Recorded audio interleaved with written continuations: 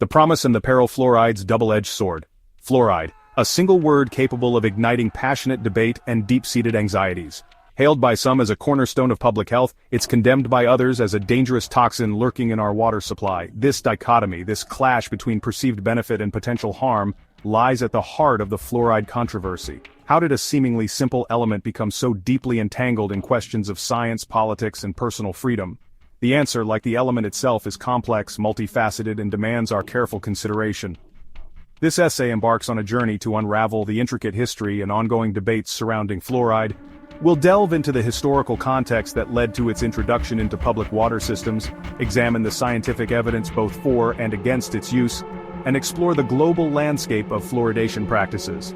Most importantly, this exploration seeks to equip you, the reader, with the knowledge and critical thinking skills necessary to navigate this complex issue and arrive at your own informed conclusions.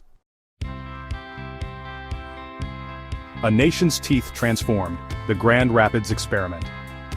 Our story begins in the heartland of America, in the bustling city of Grand Rapids, Michigan. The year is 1945. World War II is drawing to a close, and a nation weary from conflict seeks progress and prosperity on the home front. Amidst this backdrop of hope and renewal, a groundbreaking public health experiment is about to unfold, one that would forever alter the relationship between Americans and their water.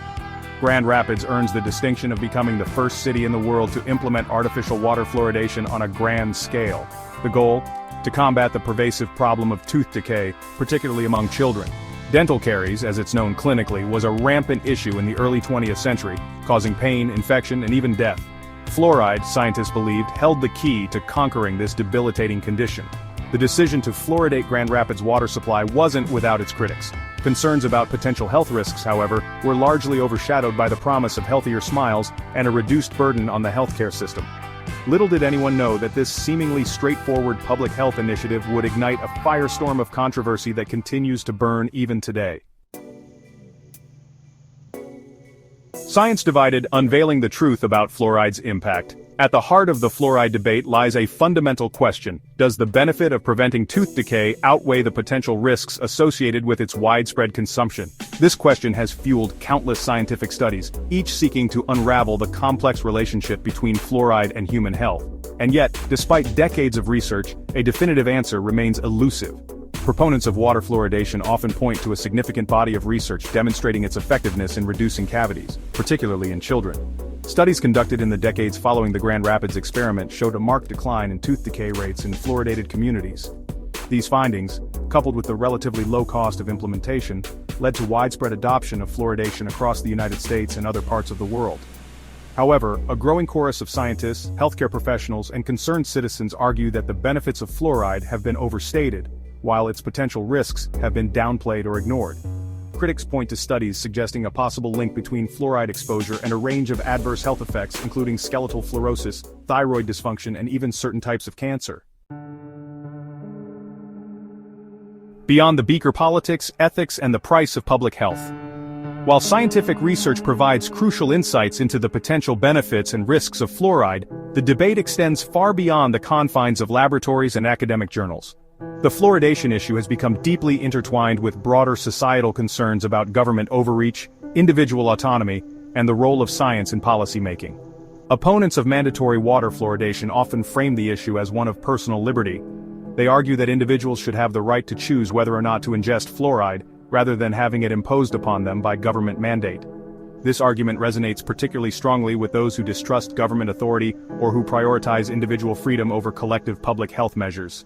The ethics of mass medication, even for seemingly benevolent purposes, also come into sharp focus. Critics argue that water fluoridation blurs the line between public health intervention and medical treatment, raising concerns about informed consent and the right to refuse medication. Furthermore, they point out that water fluoridation treats everyone the same, regardless of their individual needs or potential vulnerabilities. The debate over water fluoridation is not confined to the United States.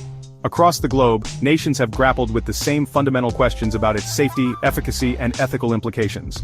The result is a patchwork of policies and practices, reflecting a diversity of cultural values, scientific perspectives, and public health priorities. In the United States, water fluoridation remains a widespread practice, with roughly 75% of the population receiving fluoridated water. However, the tide may be turning.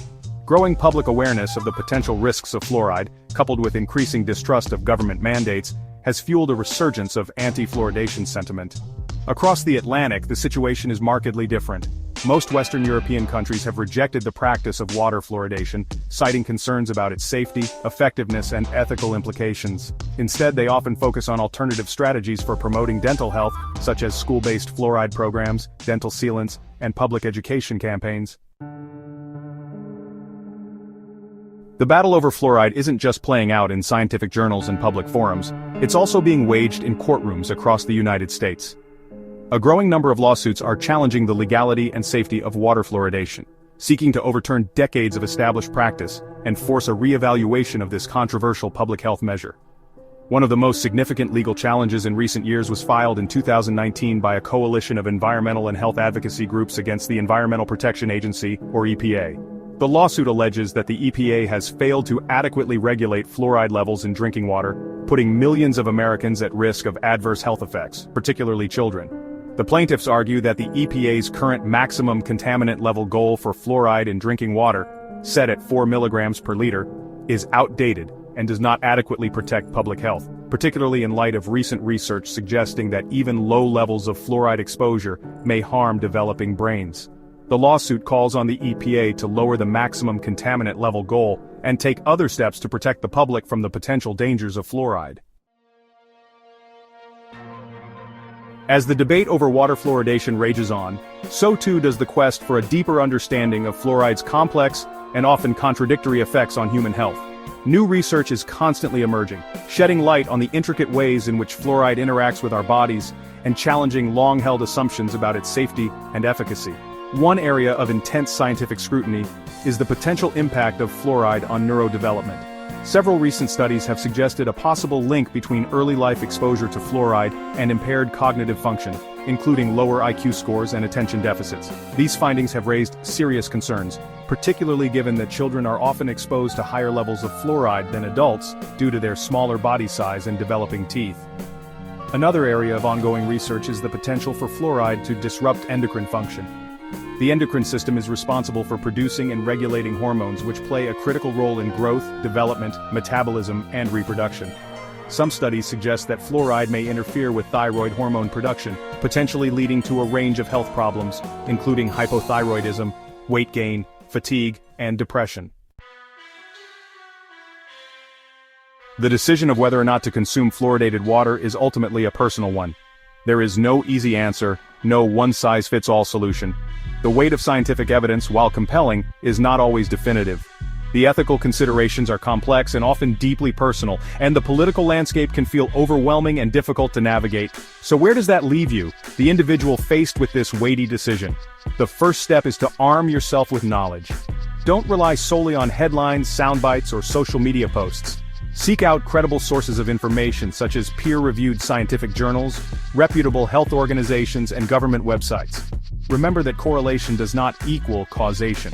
Just because two things are linked doesn't mean one causes the other.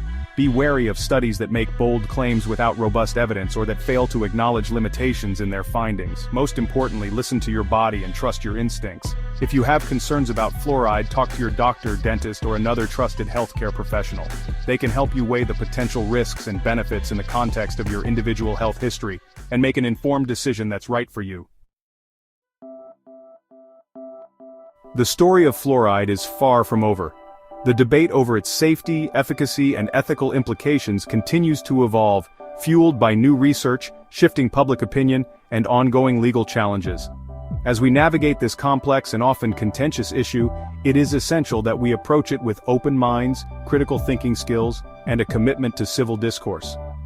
Engaging in meaningful dialogue requires listening to perspectives different from our own, even when, perhaps especially when, they challenge our deeply held beliefs. It requires acknowledging the limitations of our own knowledge and being open to the possibility that we may not have all the answers. Ultimately, the goal should not be to win the debate but rather to arrive at a place of greater understanding and shared knowledge. By fostering a spirit of inquiry, respect, and collaboration, we can move beyond the rhetoric and work together to create a future where public health decisions are based on the best available evidence, ethical considerations, and the informed consent of those they affect. Join the conversation and make your voice heard. Visit our website for more information and resources on fluoride. Share this video to spread awareness and encourage informed discussions.